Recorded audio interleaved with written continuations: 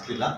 ಹಾಗಾಗಿ ಒಂದಷ್ಟು ಪ್ರಗತಿಪರ ಎಲ್ಲರಿಗೂ ಕೂಡ ಪ್ರತಿ ಕ್ಷೇತ್ರದಲ್ಲೂ ಒಂದೊಂದು ವರ್ಷ ಏನೇನು ಮಾಡ್ಕೊಂಡು ಬಂದಿದ್ರು ಆ ರೀತಿ ಮಾಡ್ತಿದ್ದೀವಿ.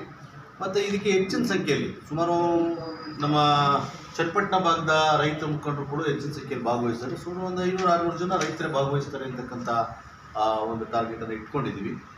ಇನ್ನೂ ಹೆಚ್ಚಿನ ಸಂಖ್ಯೆಯಲ್ಲಿ ಬೇರೆ ಬೇರೆ ಒಂದಷ್ಟು ಪ್ರಗತಿಪರನ್ನೆಲ್ಲರೂ ಕೂಡ ಕರೆದಿದ್ದೀವಿ. ಈ ನಿಟ್ಟಿನಲ್ಲಿ ಮಾಧ್ಯಮದ ಸ್ನೇಹಿತರು ಇವೆಲ್ಲರೂ ಕೂಡ ಪ್ರಚಾರವನ್ನು ಮಾಡಿ ಈ ಕಾರ್ಯಕ್ರಮ ಯಶಸ್ವಿಗೆ ನೀವು ಕೂಡ ಕಾರಣಕರ್ತರು.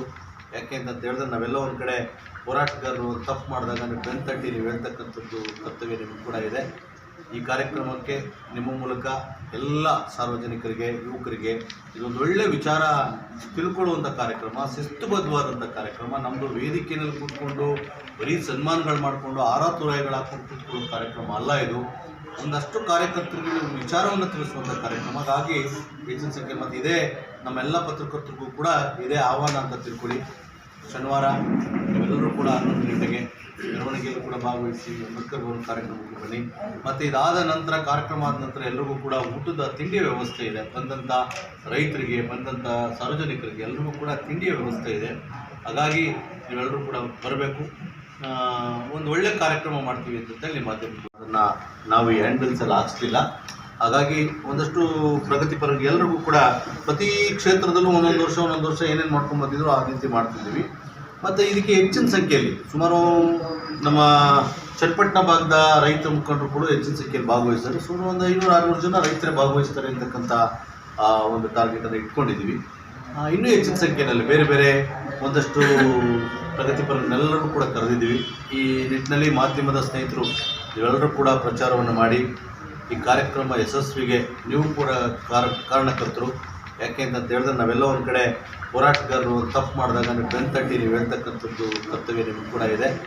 ಈ ಕಾರ್ಯಕ್ರಮಕ್ಕೆ ನಿಮ್ಮ ಮೂಲಕ ಎಲ್ಲ ಸಾರ್ವಜನಿಕರಿಗೆ, ಯುವಕರಿಗೆ ಇದೊಂದು ಒಳ್ಳೆಯ ವಿಚಾರ ತಿಳ್ಕೊಳ್ಳುವಂಥ ಕಾರ್ಯಕ್ರಮ, ಶಿಸ್ತುಬದ್ಧವಾದಂಥ ಕಾರ್ಯಕ್ರಮ. ನಮ್ಮದು ವೇದಿಕೆಯಲ್ಲಿ ಕೂತ್ಕೊಂಡು ಬರೀ ಸನ್ಮಾನಗಳು ಮಾಡಿಕೊಂಡು ಆರಾತುರಾಯಿಗಳು ಹಾಕೊಂಡು ಕೂತ್ಕೊಳ್ಳೋ ಕಾರ್ಯಕ್ರಮ ಅಲ್ಲ ಇದು. ಒಂದಷ್ಟು ಕಾರ್ಯಕರ್ತರಿಗೆ ವಿಚಾರವನ್ನು ತಿಳಿಸುವಂಥ ಕಾರ್ಯಕ್ರಮ. ಹಾಗಾಗಿ ಹೆಚ್ಚಿನ ಸಂಖ್ಯೆ ಮತ್ತು ಇದೇ ನಮ್ಮೆಲ್ಲ ಪತ್ರಕರ್ತರಿಗೂ ಕೂಡ ಇದೇ ಆಹ್ವಾನ ಅಂತ ತಿಳ್ಕೊಳ್ಳಿ. ಶನಿವಾರ ನೀವೆಲ್ಲರೂ ಕೂಡ 11 ಗಂಟೆಗೆ ಮೆರವಣಿಗೆಯಲ್ಲೂ ಕೂಡ ಭಾಗವಹಿಸಿ ಅಂಬೇಡ್ಕರ್ ಭವನ ಕಾರ್ಯಕ್ರಮಕ್ಕೆ ಬನ್ನಿ. ಮತ್ತು ಇದಾದ ನಂತರ ಕಾರ್ಯಕ್ರಮ ಆದ ನಂತರ ಎಲ್ಲರಿಗೂ ಕೂಡ ಊಟದ ತಿಂಡಿಯ ವ್ಯವಸ್ಥೆ ಇದೆ. ಬಂದಂಥ ರೈತರಿಗೆ, ಬಂದಂಥ ಸಾರ್ವಜನಿಕರಿಗೆ ಎಲ್ಲರಿಗೂ ಕೂಡ ತಿಂಡಿಯ ವ್ಯವಸ್ಥೆ ಇದೆ. ಹಾಗಾಗಿ ನೀವೆಲ್ಲರೂ ಕೂಡ ಬರಬೇಕು. ಒಂದು ಒಳ್ಳೆಯ ಕಾರ್ಯಕ್ರಮ ಮಾಡ್ತೀವಿ ಅಂತೇಳಿ ಮಾಧ್ಯಮ ರಾಜ್ಯದ ಅಧ್ಯಕ್ಷರಾದ ಪ್ರಗಲ್ಪ ರಾಘವೇಂದ್ರ ಅವರು ಆಗಮಿಸ್ತಾರೆ. ಜೊತೆಗೆ ಕೃಷಿ ಮೇಳವನ್ನು ಕೂಡ ಅವತ್ತು ಆಯೋಜನೆ ಮಾಡಿದ್ದೀವಿ. ಕೃಷಿ ಮೇಳದ ಉದ್ಘಾಟನೆಯನ್ನು RES ಅಧ್ಯಕ್ಷರಾದ ಶ್ರೀಕಂಠ ಅವರು ಉದ್ಘಾಟನೆ ಮಾಡ್ತಾರೆ. ಮತ್ತು ನಾವು ಪ್ರತಿ ವರ್ಷವೂ ಕೂಡ ಒಂದೊಂದು ರೈತ ಕುಟುಂಬಗಳಲ್ಲಿ ಇರ್ತಕ್ಕಂಥ ಪ್ರತಿಭೆಗಳನ್ನು ಗುರುತಿಸಿ ಸನ್ಮಾನವನ್ನು ಮಾಡ್ತಾ ಇದ್ದೀವಿ. ಕಳೆದ ವರ್ಷ ನಾಟ್ಯ ಕಲಿಸ್ತಕ್ಕಂಥವ್ರು ಸನ್ಮಾನ ಮಾಡಿದ್ವಿ. ಈ ವರ್ಷ ಶೋಭನ ಪದ ಆಡ್ತಕ್ಕಂಥ ಒಂದು 3-4 ಜನ ಹೆಣ್ಮಕ್ಳಿಗೆ ಕಾರ್ಯಕ್ರಮದಲ್ಲಿ ಸನ್ಮಾನ ಮಾಡ್ತಾಯಿದ್ವಿ. ಸನ್ಮಾನವನ್ನು ಕುಮಾರಸ್ವಾಮಿ ಸರ್ ಅವರು ನಡೆಸ್ಕೊಡ್ತಾರೆ.